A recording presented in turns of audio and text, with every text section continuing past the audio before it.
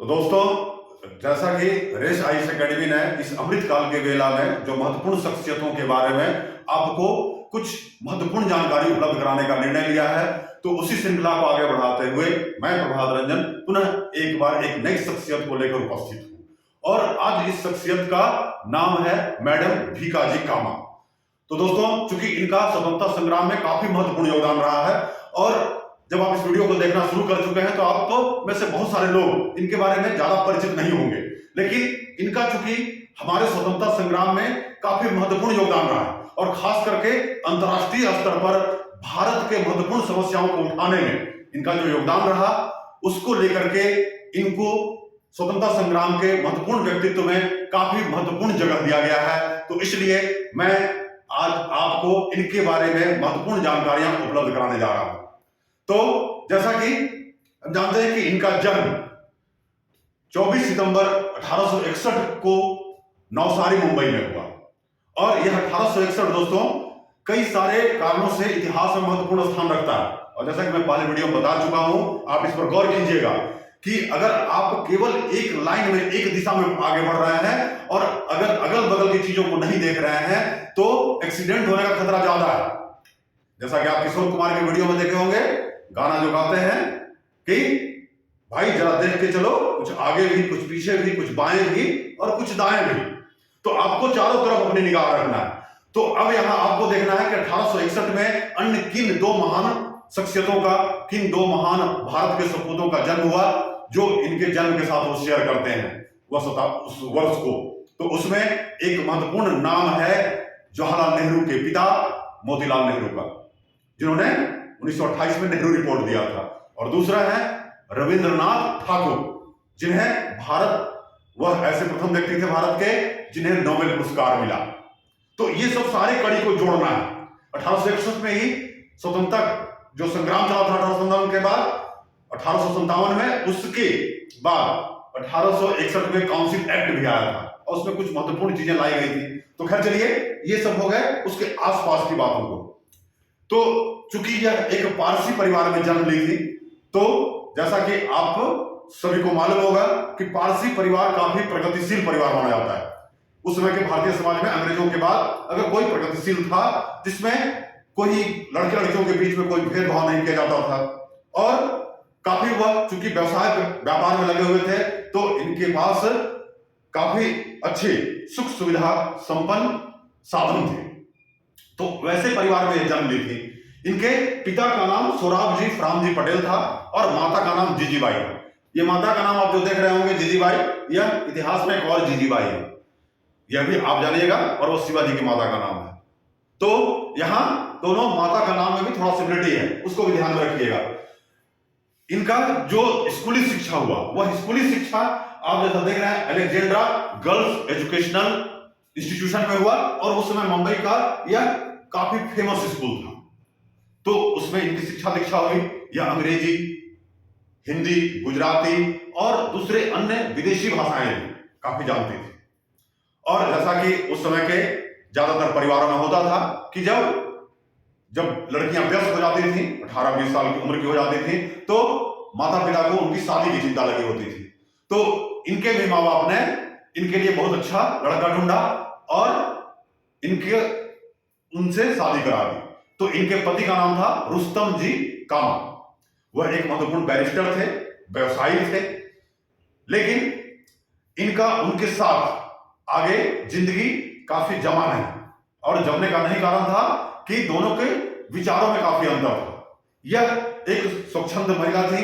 यह जो है भारत में अंग्रेजों का जो उसमें शासन था, उनका जो अत्याचार बढ़ रहा था, उनकी जो शोषण की बातें थी, यहां उसके कारण जो काफी भूखमरी, गरीबी, बेरोजगारी आदि पनप रहे थे, तो उसको लेकर के काफी इनके हृदय में पीड़ा थी, और इसलिए वह यहां से अंग्रेजों को भारत से बाहर निकाल देना चाहती थी। लेकिन इनके पति का चूंकि व्यवसाय था, कारोबार था, बैरिस्टर भी थे, तो यह चाहते थे कि अगले 100 से अधिक वर्षों तक अंग्रेज यहां जमे रहे।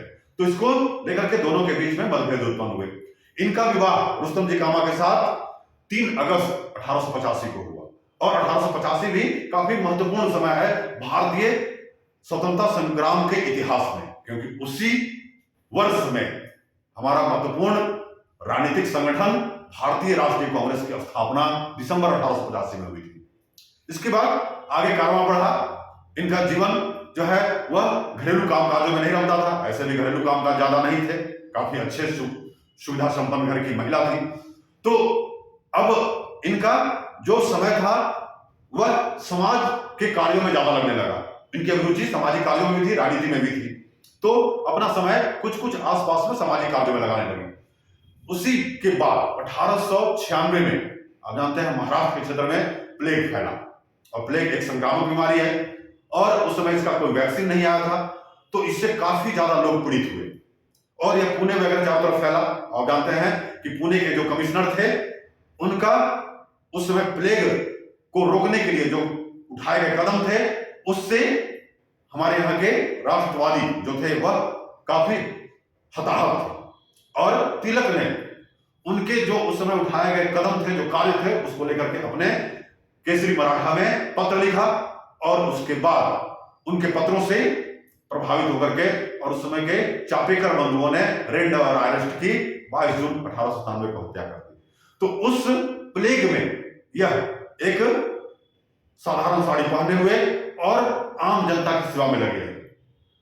इससे इनका परिवार काफी हताहत हुआ, क्योंकि परिवार को भय था कि एक संक्रामक रोग है, घर में भी यह रोग आ जाएगा और साथ में समाज में जो मैसेज जा रहा है वह सही नहीं है। एक उच्च घराने की महिला जाकर के गलियों में गरीब के यहाँ झोपड़ियों में जाकर के उनकी सेवा कार्य में लगी हुई है, तो इसलिए उनको रास नहीं आया और इसलिए परिवार के साथ इनकी दूरी बढ़ती गई। और जैसा कि आशंका था कि प्लेग के क्षेत्र में काम कर रही है तो इन्हें आगे संक्रमण का सामना करना पड़ सकता है, तो आगे बीमार पड़ी और उसका इलाज यहाँ भारत में नहीं था। तो इनके जीवन को बचाने के लिए इनकी माता जी ने अपने सारे गहने वगैरह जो है इनको दे दिए, सौंप दिए और ये 1902 में इंग्लैंड पहुंच गए।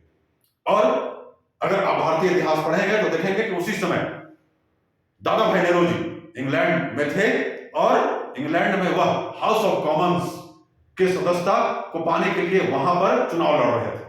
इनका संपर्क दादा भाई नेहरू के साथ हुआ और दादा भाई नेहरू जानते हैं कि वह grand old man of India कहे जाते हैं और पारसी परिवार से ही आते हैं और उन्हें पहला राजनीतिक संगठन महत्वपूर्ण बनाया था। उसके बारे में आप जो 1851 बनाया है समाज सुधार वाला रहनुमाई मैदान सभा, उसको देखना है। फिर 1866 में जो उन्होंने बनाया लंदन में ब्रिटिश ईस्ट इंडिया एसोसिएशन, तो वो सब सारी चीज आपको देखना है और तब जाकर के आप पूरे हमारे जो उस समय का स्वतंत्रता संग्राम है उसको सही तरीके से समझ पाएंगे। तो यह 1902 में इंग्लैंड में इनकी मुलाकात दादा भाई नेहरू से हुई, उनके संपर्क में आई और उनसे विचारों से प्रभावित हुई। इसके बाद वहां 1905 में श्याम जी कृष्ण वर्मा ने इंडिया हाउस की स्थापना की और एक इंडियन सोशोलॉजिस्ट नामक पत्रिका का प्रकाशन आरंभ किया। यह उससे जुड़ गई और वहां उन पत्रिकाओं में काफी अच्छे लेख लिखना शुरू किया। इनके विचार काफी उत्तेजक होते थे। वहां जब रही तो इन्हें इटली में जो गैराबाल्डी और मेजनी का योगदान था एकीकरण के लिए, तो उनके विचारों से भी प्रभावित हुई। जो भारत में उस समय उदारवाद और जो उग्रवाद का दौर चल रहा था, तो यह उग्रवादी विचारों से ज्यादा प्रभावित। और उग्रवादी विचारों में आप जानते हैं कि किसकी तिकड़ी थी, लाल बाल और पाल की। तो यह उदारवाद से ज्यादा वह उग्रवाद के विचारों से प्रभावित थी और वहां पर भी उन विचारों को फैलाने और भारतीयों को एकजुट करने और उनको भारत के स्वतंत्रता संग्राम में सहयोग देने के लिए अपील करती रही। इससे वहां की सरकार जो है वह इनके धीरे धीरे खिलाफ होती जा रही थी, लेकिन उस समय कोई कदम नहीं उठाया गया। आगे चल करके यह अमेरिका वगैरह भी गई, वहां भी वहां के समाज में जाकर के और भारत में ब्रिटिश राज के जो कुकृत्य थे, जो कारनामे थे, काले कारनामे, उनको वहां पर उन्होंने रखने का प्रयास किया और वहां के लोगों को भारतीय जो राष्ट्रीय आंदोलन हो रहा था उसमें सपोर्ट देने के लिए उनको मनाने का प्रयास किया। इसके बाद वह 1907 में जो जर्मनी के स्टुटगार्ट में सेकंड जो समाजवादियों का सम्मेलन हो रहा था, अंतरराष्ट्रीय सम्मेलन, उसमें भाग लेने के लिए पहुंची और उसमें उन्होंने वहां भाषण भी दिए, प्रस्ताव भी एक लाया जिसमें वहां जुटे हुए विभिन्न देशों के जो कम्युनिस्ट लोग थे उनसे भारत में चल रहे आंदोलनों को सपोर्ट करने के लिए उनसे सहायता मांगी। साथ ही साथ उन्होंने उस समय विदेश में भारत का जो राष्ट्रीय झंडा था, जो ध्वज था, उसको फहराया। और ये क्वेश्चन पूछा जाता है तो विदेशों में सबसे पहला हमारा जो राष्ट्रीय झंडा, हालांकि उसका कुछ प्रारूप बदल चुका है वर्तमान में, लेकिन वह जो प्रारूप था उसको सबसे पहले इन्होंने मैडम भिकाजी कामा ने स्टुअर्ट में फहराया।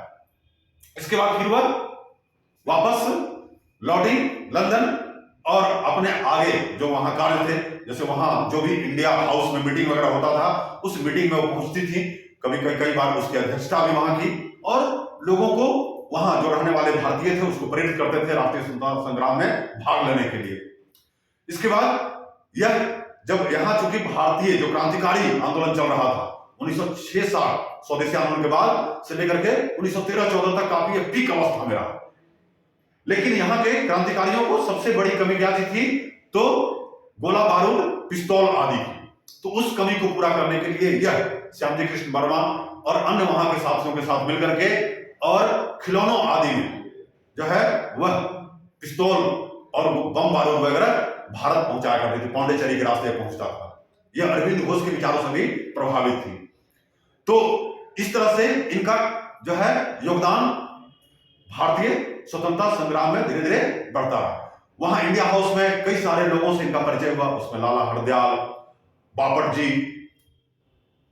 वो तिरुमुल और जो है आपका सरदार राणा आदि से इनकी मुलाकात हुई।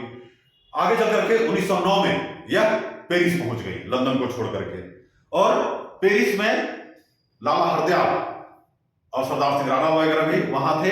इन्होंने लाला हरदयाल के साथ मिलकर के सितंबर 1909 में महत्वपूर्ण पत्रिका वंदे मातरम की शुरुआत की।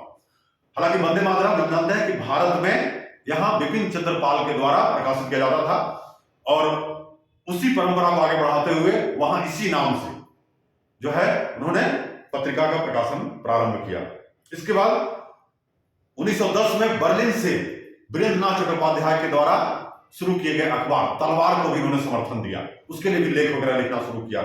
और वीरेंद्रनाथ चट्टोपाध्याय सरोजिनी नायडू, जिनके बारे में पहले के हम अपने वीडियो में बता चुके हैं, उनके भाई थे, और वह भी बाहर में रह करके और यहाँ के स्वतंत्रता संग्राम में काफी योगदान दे रहे थे। तो इस तरह से अलग अलग क्षेत्रों से होकर के और भिकाजी कामा ने हमारे राष्ट्रीय स्वतंत्रता संग्राम को सहयोग दिया। उसी दौरान इनके विचारों से और इंग्लैंड में जो अन्य श्यामजी कृष्ण वर्मा और लाला हरदयाल वगैरह जो भी लोग थे पेरिस वगैरह में, उन सबों के विचारों से जो उत्तेजना फैल रही थी, लोगों में क्रांति की भावना जग रही थी, कई सारे नवयुवक उस क्षेत्र में मुड़े और 1909 में जो है वहां करजन वायली की हत्या मदन लाल धिंगरा ने कर दी, जुलाई 1909 में। उसके पहले यहां पर जैक्सन की नासिक में गोली मार करके हत्या कर दी गई थी, और उस नासिक षड्यंत्र केस में वीर सावरकर को लपेट लिया गया, उनको उसमें फंसा लिया गया, क्योंकि वीर सावरकर भी आप जानते हैं अभी वीर सावरकर का मुद्दा काफी गर्म है, और वीर सावरकर का मुद्दा बार बार कौन उठाते हैं, राहुल गांधी। और तो वीर सावरकर के बारे में आपका हम पूरा बड़ा वीडियो लेकर के आएंगे, क्योंकि बहुत महत्वपूर्ण है और आप सभी को इसमें इंटरेस्ट होगा कि वीर सावरकर कौन थे, जिसको लेकर के राहुल गांधी बार बार सवाल खड़े करते हैं।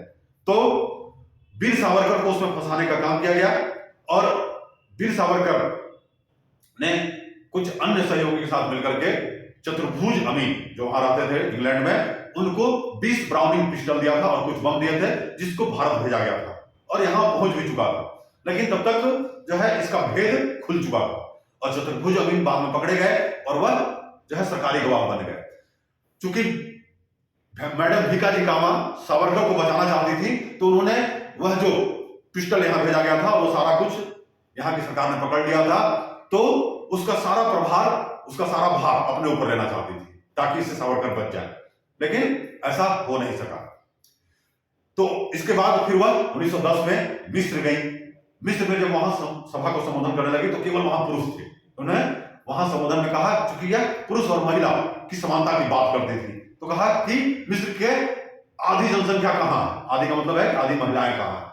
तो वहां पर इस तरह का उन्होंने कहा। इसके अलावा यह कई अन्य देशों की भी यात्राएं की, और वहां के कई सारे महत्वपूर्ण जो उदारवादी और काफी आगे के सोच के विचार थे, उसको लेकर के यह अपने विचारों को हमेशा आगे बढ़ाती रही। अब इनके इन कार्यों से काफी ज्यादा वहां की ब्रिटिश सरकार परेशान हो रही थी। इसी के बाद 1914 में आप जानते हैं कि प्रथम विश्व युद्ध की शुरुआत हो गई और उसमें ब्रिटेन और फ्रांस एक साथ थे। चूंकि फ्रांस के पेरिस में रह रही थी, तो ब्रिटिश सरकार ने वहां फ्रांस सरकार से अनुरोध किया कि वहां जो रहने वाले भारतीय क्रांतिकारी हैं उनके ऊपर आप लगाम लगाइए।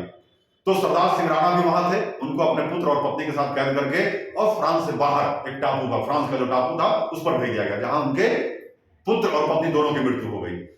मैडम भीकाजी कामा को भी फ्रांस से बाहर भेजा जाना था, लेकिन उन्होंने उस समय जो वहां रूस के गोरकी वगैरह थे उन सबों से और वहां के कई कम्युनिस्टों से इनका काफी अच्छा संपर्क था, तो उनके साथ पत्र व्यवहार किया और वहां अपने मामलों को बताया।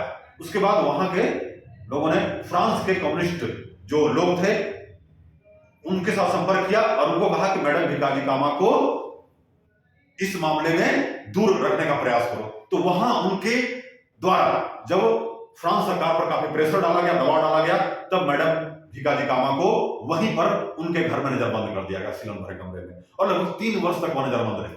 उसके बाद धीरे धीरे इनका आयु भी गिरता जा रहा था और एकांत में रहने के कारण 3 वर्ष के बाद, और पहले भी अस्वस्थ थी, तो धीरे धीरे इनका स्वास्थ्य गिरता जा रहा था।